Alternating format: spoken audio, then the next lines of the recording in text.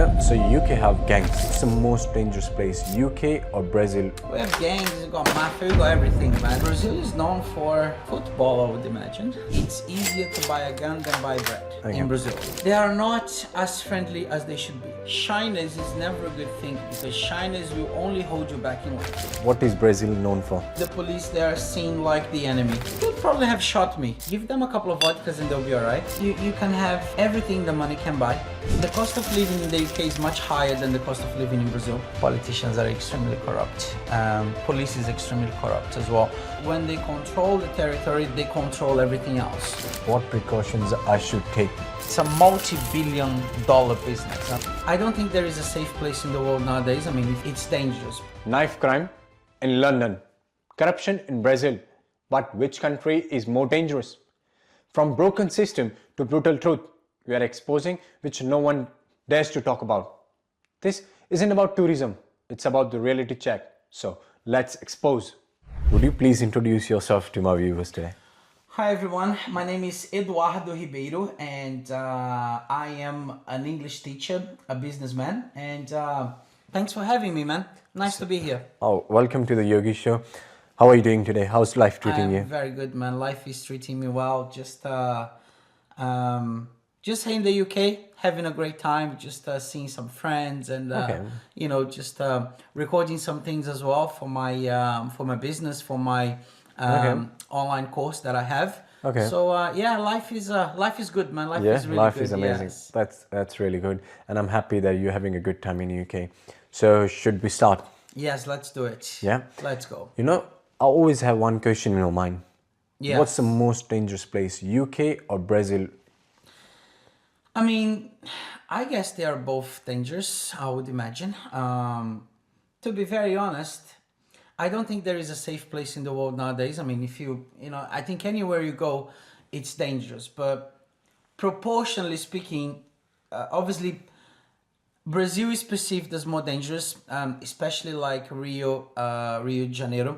I think Brazil is ranked 13th globally. Yeah. With an index crime rate of 78.04. Yeah. Whereas the UK is 48. Okay. However, we need to consider the amount of people as well. Our population is 220 million. Yeah. Whereas the UK is 60 million. So obviously, inevitably there will be more crimes there because there are more people. Yeah. But if I had to pick one specific place to qualify or categorize as dangerous in Brazil, the most well-known would be Rio de Janeiro, unfortunately. Rio is a beautiful city. Some parts of it is not, but the well-known area, next to the coast. I mean, it's as beautiful as it gets. Yeah, okay. But unfortunately, yes, it is getting a little bit violent. But then again, Central London didn't used to be violent, and it is nowadays. It's so very obviously, dangerous now. it's just one of those things, really. But yeah. So UK have gangs. Right. There's a gang wars. Right. What about Brazil? Do you guys have a gangs, mafias or something? We have gangs, we got mafia, we got everything, man. Everything you want, just name we it, yeah? have it there. Name it, we have it. No. There are gangs, obviously, but in Brazil, I think the biggest problem now is militia. Okay. So what is militia? Militia, they are basically ex-military personnel, ex-police officers, former police officers, and what they are doing there now is that they are trying to control a lot of the territory, because when they control the territory, they control everything else. And the amount of money that these guys make, man, it's just crazy. I mean, we are talking about Hollywood-style mansions that these guys have. So obviously, that's the biggest problem that we got there at the moment is with the militia, yes. But there are gangs, there is everything. Yeah. So UK is known for its crime. Right. What is Brazil known for? I mean, Brazil is known for football, I would imagine. Is it? Brazil is known for football, yes. I think football is a big part of our culture. I mean, we are we've won the World Cup 5 times, right? So obviously, England's won one time, I think, in was it '66, right? Yeah. And every couple of years they say football is coming home, and I never understood that because Brazil should be saying that football is coming home. But anyways, but all jokes aside, I do hope that one day England win. I hope one day that they win the World Cup. I think that they have a chance at the next one because this generation of players here, they're really good. And I hope one day they do it. Not against Brazil, of course. If there is a final between obviously England and Brazil, I would support Brazil. But any other finals that England obviously is involved in, I would obviously support England. But I would say that Brazil is known for football. Yes, for sure. London is known for its knife crime. What is Brazil known for? Guns, for sure. Guns, yes. Firearms. I think I'm not gonna say everybody because I don't have a gun, right? I think I'm terrified of having a gun. I don't have a license for it, so obviously, for most people it's illegal, but a lot of people do it, and it's a serious problem because you don't know who has a gun or not. Like for example, you are in traffic, right? Okay. If you get into a fight with someone, that person might have a gun, that person might shoot you. So what I say in Brazil is that road rage is not a good idea because you never know who you're gonna come up against. And the reason for that is that it's extremely easy to get a gun in Brazil. Like you can go anywhere and just say, look, man, I want a gun. People just give you a gun, you pay for it, and that's it. Is it that easy? It's that, obviously, illegally speaking, yes. Okay. If you go up to the slums, right? You can just ask, look, who's the boss? I want to buy a gun. How much is it? It's that simple. We have a saying in Brazil that it's easier to buy a gun than buy bread.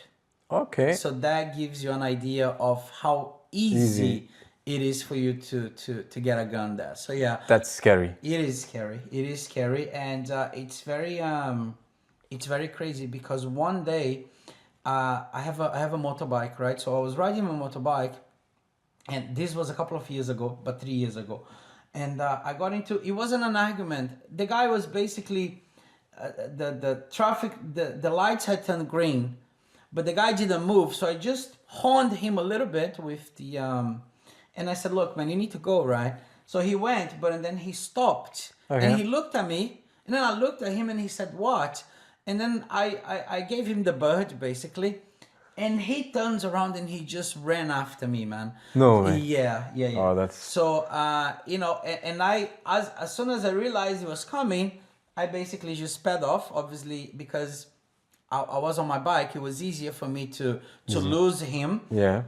But what would have happened if I hadn't done that? If I had been the brave guy and said, okay, come on. He would probably have shot me. True. He would probably have shot me because, I'm a big guy. I don't think and he was like a smaller guy, I could see. So I don't think he was coming in to sort of like had an old-fashioned fist fight. He wasn't going to do that. Yeah. And obviously I was clever enough to not stay there and find out. But, so we have gun problems there, which is like... Oh, that's really scary. Yeah. So you just need to be very, careful with the Brazilian people. You do need to. Yeah, when obviously there are situations that in traffic where I mentioned because, and I can understand why people get guns because obviously security is a big issue in Brazil. Okay. With the population, they don't feel safe. So obviously they are sort of like taking matters into their own hands, if you know what I mean. Yeah. But most of the time, people are okay. But you never know when you're gonna come across a crazy person. So it's best not to try your luck, basically. So if you're ever in Brazil and if you are in traffic and if somebody cuts you off or if somebody hits you, just be cool. Just say, hey man, no problems. That's cool. If you have a traffic accident, hey man, look, let's just talk about it. It was my fault, but we need to do this. We need to go through the right procedures and everything. Don't escalate the situation because it might might not be a very wise thing to do. So are the people in your country in Brazil are scared of police and law? Yes, Are we they? are. Yeah. I mean, I'm scared. It's very weird because I don't know how things are in the UK at the moment. In UK, people are not scared. But in Brazil, exactly. I was gonna say that in the UK, I am not scared of the police. I see them as my ally. Yeah, I see them as a friend. I see them as people who want and will help me. Not in Brazil. This is like UK police is the most friendly They are police in the world. really friendly. Yeah. In Brazil, the police, they are seen like the enemy, Okay. basically. Yeah. So no, we don't like. I personally, it's not that I don't like, but I try to avoid. Do Okay. you know what I mean? Yeah. Some people, they really have a dislike for police officers in Brazil. Not the police officers themselves, but the police force in general. Okay. So yeah, so they are not. I'm not saying that they are not friendly. They are not as friendly as they should be, and they are not as helpful as they should be. I think that's what I'm trying to say. Okay.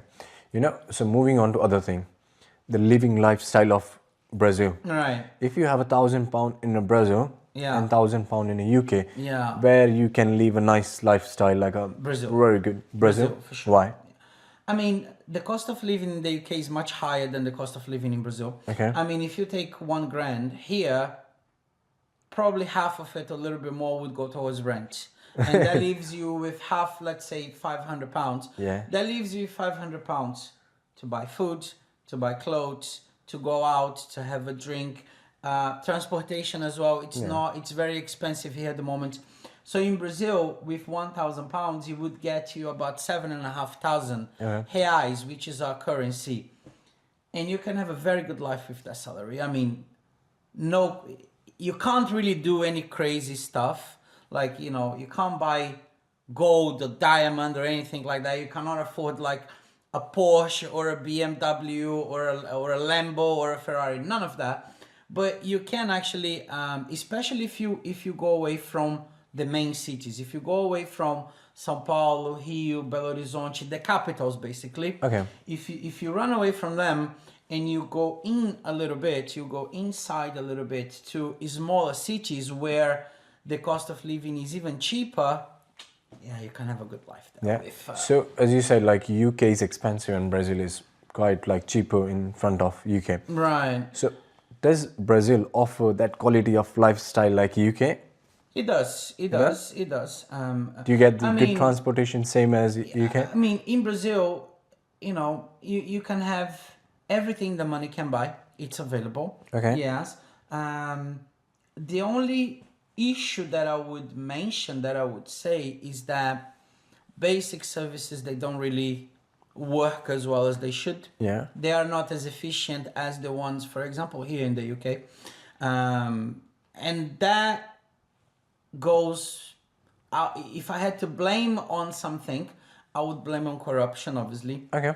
Because we pay a lot of taxes, probably not as much as people in the UK pay, but we still do pay a very, very fair amount of taxes, but they don't get back to the population.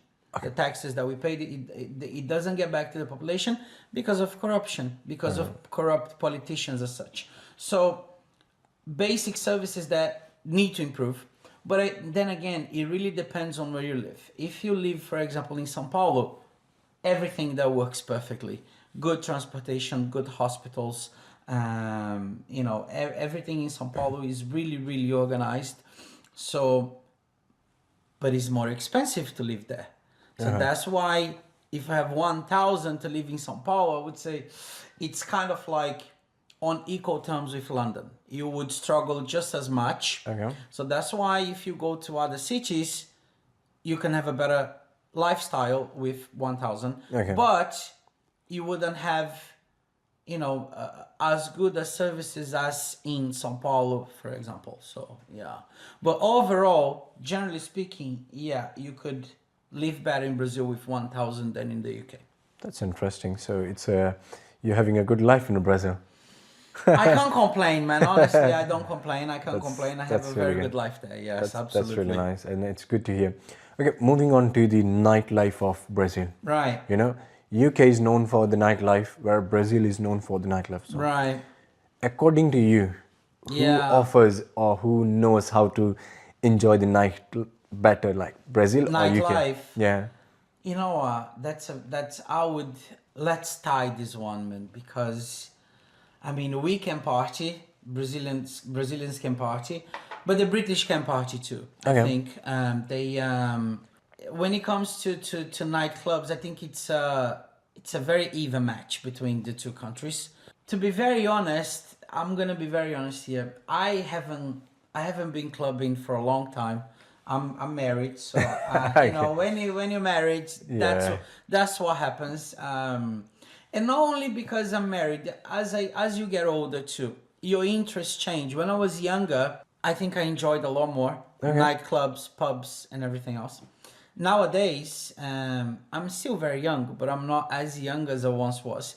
So nowadays, I enjoy other things, right? So I like to have a drink, but I prefer to have a drink at a quiet bar than in a nightclub. Yeah. Or I prefer to have a drink at home, you know, chilling with my wife in the living room, got some snacks going on, you know, some music playing. Yeah. So you change, you know, as you grow older, your interests change, your mannerisms, they change as well. Everything changes. Yeah. But going back to clubbing, let's give it a tie. I think I think the British can party, but the Brazilian can party as well. So we can tie this one. Yes, for sure. Which is the best nightlife places in Brazil? Like, can you name them? São Paulo, definitely. I think in São Paulo you get São Paulo is like London. Okay. It's a bigger version of London because you get everything you want in São Paulo. If you want food delivered to you at 5 a.m., you can, just like in London. You know, there are places in São Paulo. What we say in Brazil is that São Paulo doesn't sleep. Okay. São Paulo does not sleep. Doesn't sleep anywhere not anywhere, but if you want anything in São Paulo at any given time, you can get it. Oh, wow. Because the place doesn't sleep. So I would say that nightclubs in São Paulo would be the best. Here they've got some pretty good nightclubs as well. Okay. So I would qualify São Paulo and Rio de Janeiro as the best places to go out at night. However, for my taste, I prefer Rio because you've heard of famous beaches in Brazil like Copacabana. Yeah. You've heard of that, right? Yeah. In Copacabana, what happens is at night, or at least what used to happen, I don't know nowadays, but when I used to go there, because I don't anymore, because it's a little bit, I'm a bit scared, it's a little bit violent, so I don't go. But when I used to spend a lot of weekends in Copacabana, and in the evening, we have like, the beach of Copacabana, it's about 6 to 7 kilometers long. Wow. Right? It's a very long walk. And on that walk, on that path, there are a lot of things happening, a lot of stands, right? Mm-hmm. And in these stands, you can stop there. There is some live music going on. And then you can get a drink and you can get something to eat. And I tell you, man, because of the weather, it's very hot. You stay there all night. And then people come and then you talk to them and then you meet new people. It's really amazing. I mean, at least it was. I haven't been there in a long time. Yeah. Ever since I got married, I haven't been there. But yes. You know, now like you're married, right? Yeah. And I have a really interesting question for you. Please I don't know, I should. So if you're allowing me. That's fine. You know the women of Brazil. Yes. People say they are really pretty, they are really good looking. Well, all the women around the world are really beautiful. Right. But what make them stand out of, all those women? I think it's the personality. Okay. Like I said, British women are beautiful, Asian women are beautiful, Indian women are beautiful, Chinese women are beautiful. They're all beautiful in their own ways, right? Yeah. So obviously, I think it's personality because English girls, for example, British girls, they're very friendly. They're very extremely friendly. They talk a lot. European girls, they're a little bit shyer. They're a little bit quieter. They're reserved a bit. Yeah, they're a bit reserved, more reserved. I mean, give them a couple of vodkas and they'll be all right. They'll talk. But yes, I'm only joking, okay, guys? But generally speaking, they are they are sort of, and not only the girls, European people, generally speaking, Eastern Europeans. I've met a few of them, you know, through my years. I'm friends with a lot of them still today. Yeah. They are more, like you said, they're more reserved people. Brazilians, on the other hand, we are extremely outgoing. Girls, boys, everybody. Not everybody, but generally speaking, we are extremely outgoing people. We really like to speak, and I think that's what stands out. Yeah. Because not only are they beautiful on the outside, Yeah. but they are also fun and interesting to talk to. And I think that's why they sort of like stand out a little bit more than maybe other, you know, other girls. I think it's because of personality, basically. Okay, that's really good. Like, okay, and I say like, I see a lot of Brazilian women now where I work. There's a tourist comes, you know, there's a lot of tourists comes from other country. Right. And I see they are like very open to ask you a question. Right. They're not reserved. They are like very open. They will come to you and they will ask you straight. Right. Where there's some people, they feel a bit shy. Right. They say, oh, what are we gonna say? Or they think, oh, English is a problem, we can't say. Where the Brazilian people, they don't know, but little by little, they just say what they want to ask you. So that is really nice that, you know, these people are not shy or very open to. I think it's a very important, you know, I always say this to my students, right? Shyness is never a good thing, because shyness will only hold you back in life.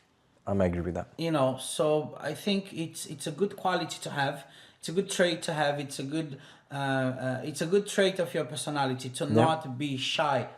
I mean, obviously, some people, they go over the top a little bit, obviously, but you know, but generally speaking, yeah, I think, you know, especially, for example, what is the point of you going out to a club if you're not going to talk to anybody? Yeah. Right? What's the point of you going out to a club if you're not going to meet new people and exchange a conversation and exchange experiences, you know, and you don't really get to know those people. So, I mean, you might as well just stay at home watching TV, right? So, I think it's good to be this way.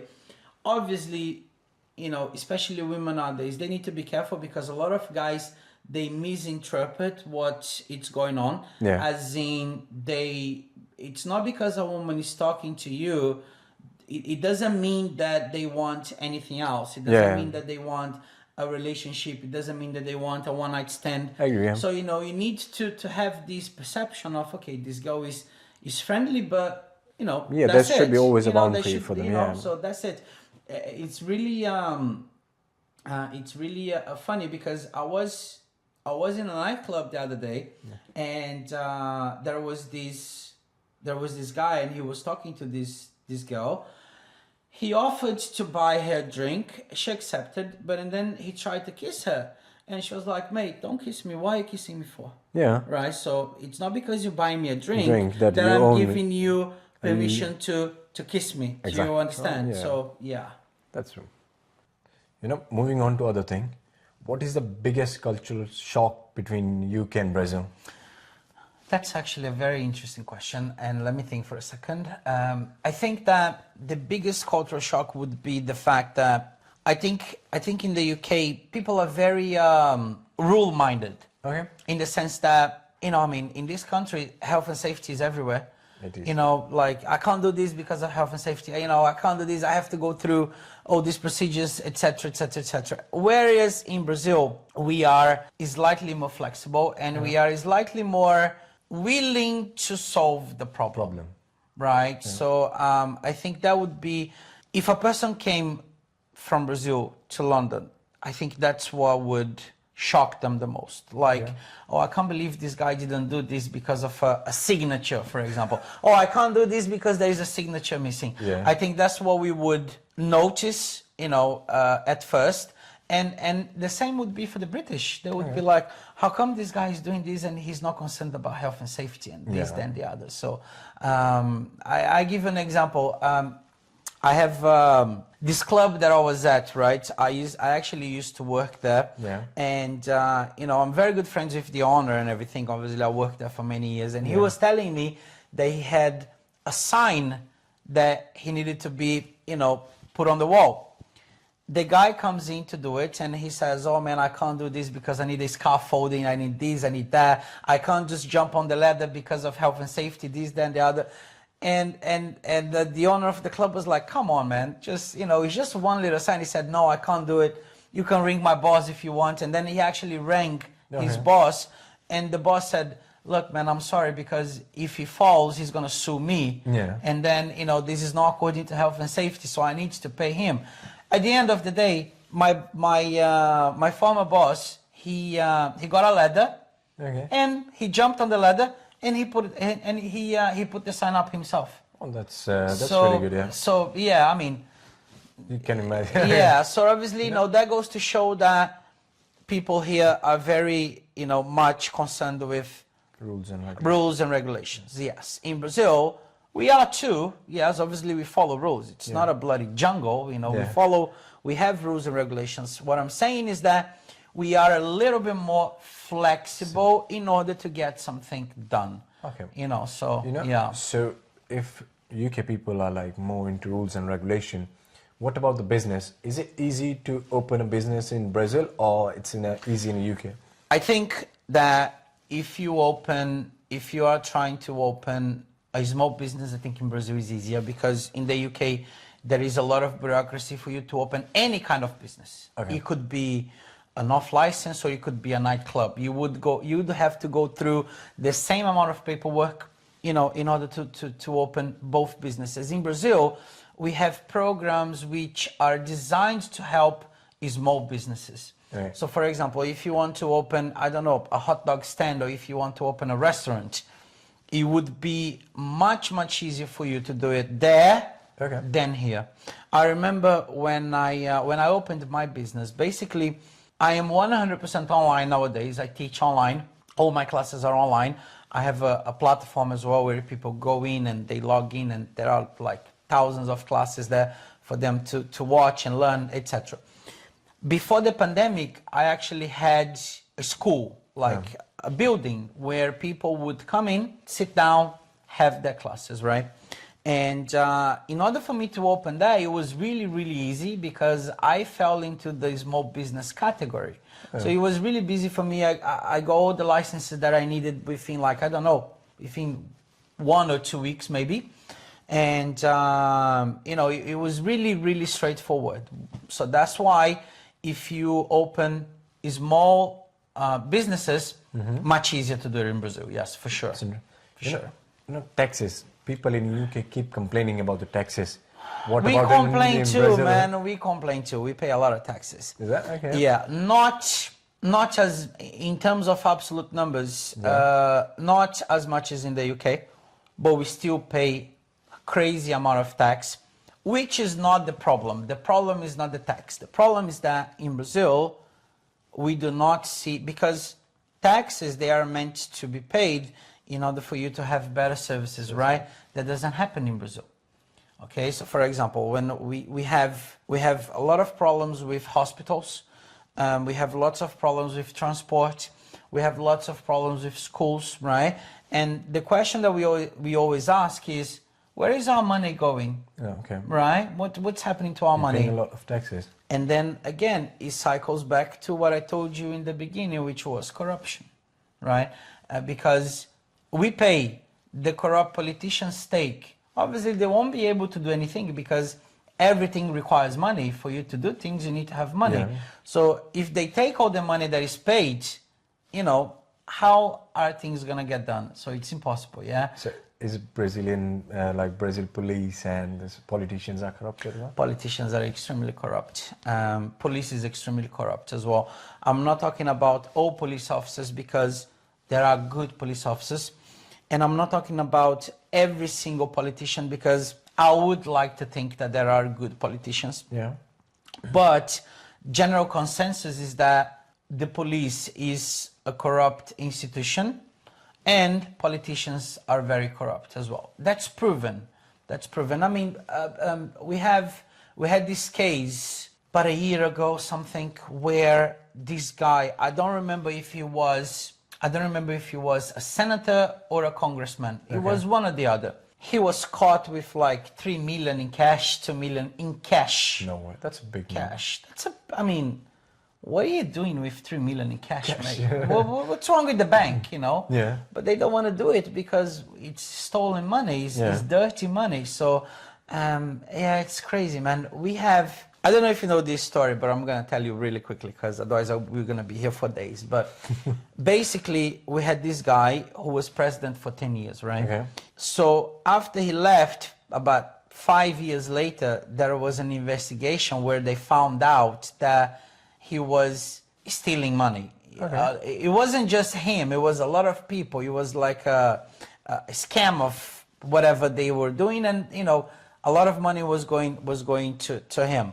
He was sentenced to some years in jail. Yeah. He did about 2.5 years. He left prison, right? Yeah. He was back. He's the president again in Brazil. Oh wow. That's a bit crazy, right? Very crazy. That's a bit crazy, right? Because what they say is that you know, he wasn't guilty, and the judge that sentenced him was not was biased because he had other interests. You know, a lot of things happened. Thousands of things to blame. But at the end of the day, how does that happen, man? Yeah. You go to prison, and then you become president again. I mean, that's just crazy. Yeah. So that gives you an idea of the level of corruption in Brazil is absurd. It's absurd, and the population is not. Obviously, you know, there are corrupt people everywhere in London. You know, I'm sure. But the thing, like in the UK, we don't hear as much. Yeah, it just don't come out. It doesn't come out. I'm sure there is corruption because corruption is everywhere. I believe in you know, all around the world there is corruption. America is one of the most corrupt places as well. In America, Washington is like Detroit. They are like, you know, the politicians that they do some crazy stuff. But yeah, I mean, it's a thing that it's inbred within people, I think, because ultimately, I think people just like easy money. Yeah. You know, people just want easy money, and because they want easy money, they steal instead of earning it. Yeah. And this is what happens. But the thing is, in Brazil, it took a big proportion. Like everybody wants to do it. Every politician wants to do it. Everybody wants to. And then obviously, the population ends up suffering as a result of that. So, yeah. So, you know, moving on to other thing. Right. I want to talk about tourism as well. Like, right. Brazil is a really beautiful place. I've never been, but I've seen the videos and it's really beautiful. Can you name those places which are like must to go if you're in Brazil? In Brazil, Rio de Janeiro is a must go place. I know that I've said that it's violent, but people live there. Yeah. You know, and I it's funny enough, I went to Rio with my wife because she has a relative who lives there, her aunt, and her aunt is really old. Okay. She said, look, you know, I really want to see my aunt before she passes away. So we went, and then I was talking to everybody there, and I said to them, I said, guys, is Rio like what we see on TV? They were like, yeah, but not everywhere. Yeah. Like, you know, we do our stuff, we go to places, we go out, we just don't stand around with our cell phones, like, you know, other than that, they live normally, right? So I would say that people need to go to, I think, one, Rio de Janeiro, if they want to see like the Christ Redeemer, you know, Sugarloaf as well. I mean, these are like beautiful places that people must see. People must go to São Paulo to enjoy some of the nightlife that I was talking about as well. São Paulo's gastronomy is insane. It's just like London, if not better. You can get food from anywhere. But what I'm saying is that people need to try Brazilian food, Brazilian cuisine, which is obviously amazing. What else? People must go to the famous waterfalls down south. Okay. It's called, you can look this up later, Cataratas do Iguaçu. Okay. It's just this huge, beautiful waterfall. Okay. People must visit this place as well. And finally, the Northeast, man. You gotta go to the Northeast. You gotta go to the beaches in Northeast. I'll give you some. I'll give you some places. Maragogi, which is considered the Brazilian Caribbean. Porto de Galinhas, I've been to these places and, you know, they are just crazy. Maragogi, Porto de Galinhas. There is the most recent one that I went to, Morro de São Paulo. Okay. When I was there with my wife, I said to my wife, let's rent here, let's not go back home. Okay, I said to her, I said, look, I want to stay here because I work from home, so I have this flexibility of working from anywhere. She doesn't, unfortunately. Yeah. But I said to her, I said, look, you can make bracelets, so you can, you know, take care of people's eyebrows and cut their hairs and stuff, and you make money. A small little business, and then, you know, she just started laughing. So Morro de São Paulo, I really wanted to stay there. And I don't know if you know this place because it's actually very famous. It's an island, which is called Fernando de Noronha. Amazing. Yeah. So when people go to Brazil, I would recommend these places for them to visit. Yeah, for sure. Yes. Okay. You know, moving on to one more question. If I'm going as a tourist in Brazil, what precautions I should take as a tourist? I mean, speaking the language would help. Okay. Yeah. If you could learn a little bit of Portuguese, it would help you a lot. But if not, again, it really depends on where you're going. If you're in Rio, you need to be careful where you go at night. If you are in São Paulo, same thing, you need to be careful where you go at night. If you are like in the beaches that I told you in the Northeast, I mean, people there, they're so chilled, man, they're so relaxed. I was in Porto de Galinhas, and they said that there are no criminals here, because I was concerned about, because when I travel, it's always good to travel with 3 people, because when you travel with 3 people, one can stay back having a drink and the other 2 can go on the water or whatever. When you travel as a couple, it's a little bit more difficult because I want to go to the water with my wife. So you are standing on the beach, you have your chairs and everything, your umbrellas and whatever, but I want to go to the beach. I want to go to the water with my wife and, you know, have a play there and stuff. So I was in Porto de Galinhas, right? And then I asked, in Brazil we get a lot of vendors, informal vendors. They just walk around the beach, you know, selling everything, food, drinks, whatever. So one of the guys came and I bought something of him, and then I asked him, I said, look, man, can I leave my stuff here? He said, look, mate, you can leave your stuff here. Nobody is going to touch your stuff. Don't worry about it, you know. And I said, okay, I'll trust you. And I left everything that I had my camera, I had my phone, my wife as well had their phone. I said, look, you know, we need to have faith in people, right? And you know what? We left, we went and we swam a lot. We were like hours away from our stuff. When we went back, everything was there. So everything was there. So in the Northeast, it's very chilled, it's very laid back, so you don't really have to take any. Obviously, you need to be aware, you know, as in you need to be always aware, but you don't have to take any precautions, you know, particularly speaking, you know. Okay, cool. Tell me one thing. You know, the Brazilian people, which is the language they speak the most? Just Portuguese. Just Portuguese? Yeah, we just speak Portuguese, yeah. And I got one more question for you, which is like, I really want to know it. It. You know, we talk about corruption, we talk about tourism, crime, everything. But what about the English? What about the literacy rate in the Brazil? Are people educated? What about the English? Does people speak English? Okay. So, yes, people are educated. We have, in Brazil, it's really interesting because we have the public sector and the private sector, right? So, public schools, medium schools and high schools, they are free, and universities are free as well. But the thing is, the public medium schools and high schools, they are not as good as private schools, but they should have been. Yeah, they should be, but they are not. And why?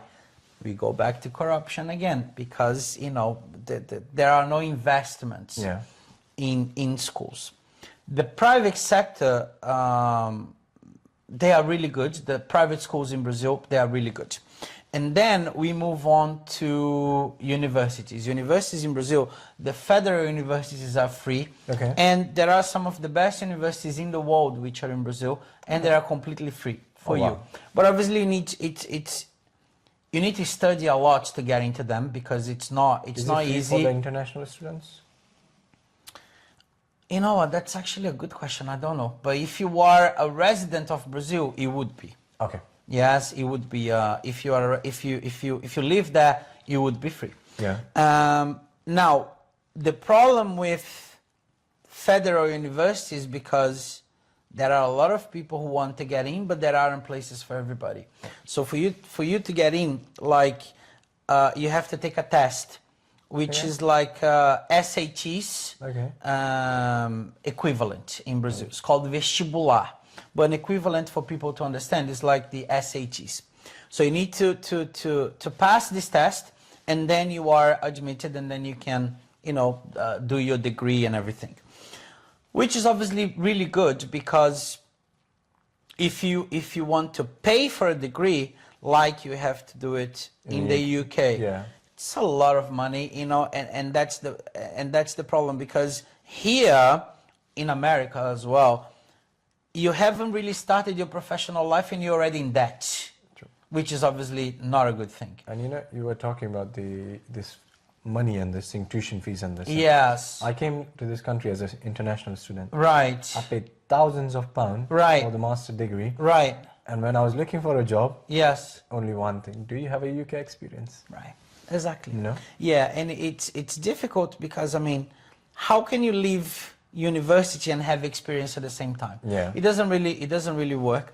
So in Brazil, at least we get the chance of not starting our professional lives already in debt, right? Because you don't really need to take student loans or anything, because everything is free for you to get your graduation, for you to get your degree. Really good help from the government. It is.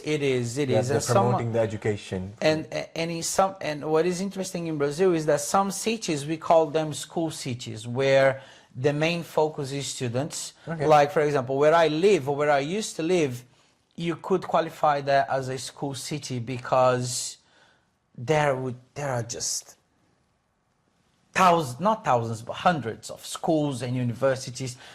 People go to these places to actually live there to study, and it's a really good thing.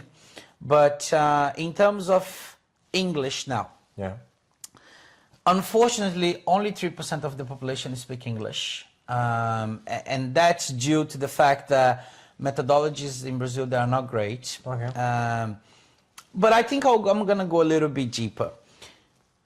English teaching it's a multi-billion-dollar business. It's a really, really, really big business. Everybody wants a piece of the pie. Everybody wants a slice of the pie. Because everybody wants a slice of the pie, they start promising crazy things. Like in Brazil, we get these adverts of schools and teachers. Then they say, oh, my methodology is the best. You're going to be fluent in English in 3 months. Okay. Do you think it's possible to be fluent in a language in 3 months? No, because if people are not speaking that language every day. Exactly. And we are a non-speaking English country. We speak Portuguese there. So, the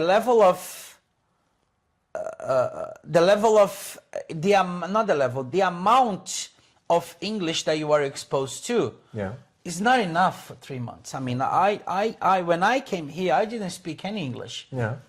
I didn't know anything.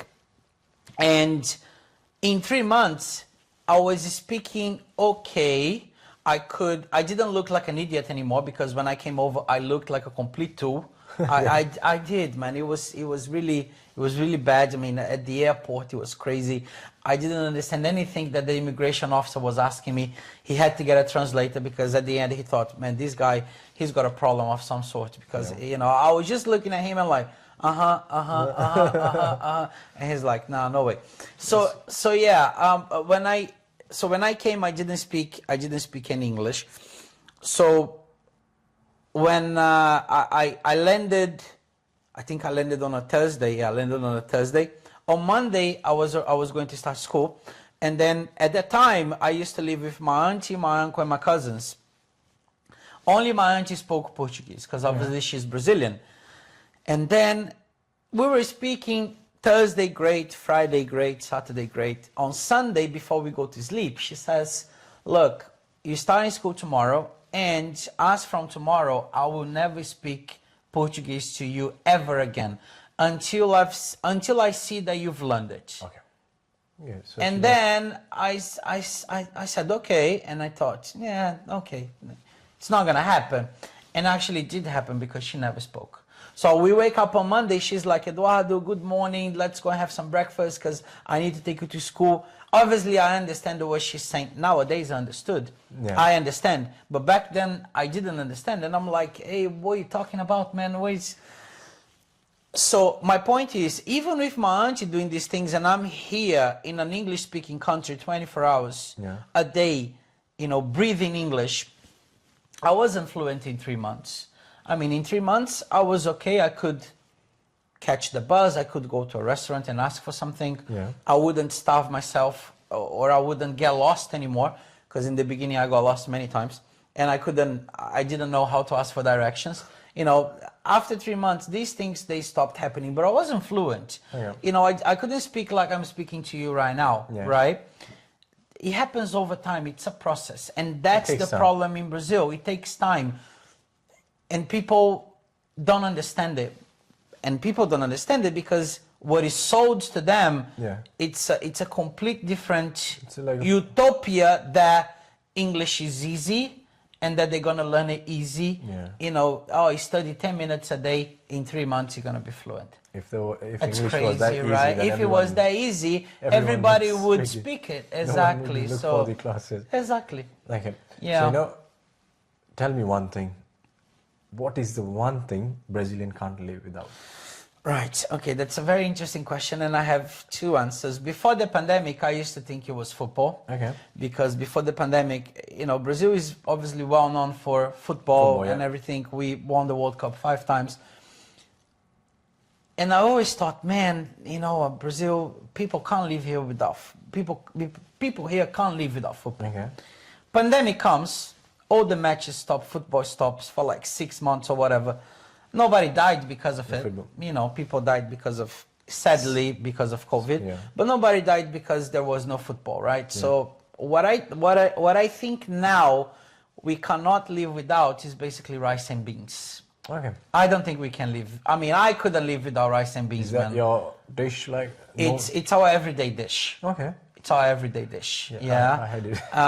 You had it, right? Yeah. You liked it? Did you like it? It was really nice. Like, we have this kidney beans thing, which we call it rajma and rice. Right. Okay. But I tried the black beans in one of the restaurant in central London. Right, it was a Brazilian restaurant, I would imagine. Yeah. I'm vegetarian, so there was no other option for me. Right. I tried it, and it was really good. Yeah. It was really nice. It was soft. It was like a different flavor. Brazilian beans are Brazilian black beans. They're really good, and we eat we eat every day.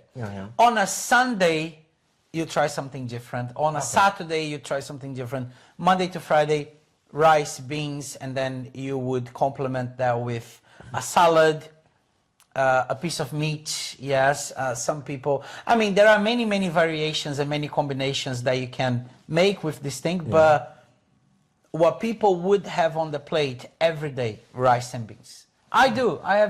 Every day I have rice and beans. Yes. That's good. Not every day. Monday to Friday, Saturday and Sunday I like to eat different things, but yes, it's I would say rice and beans. Yeah. Cool.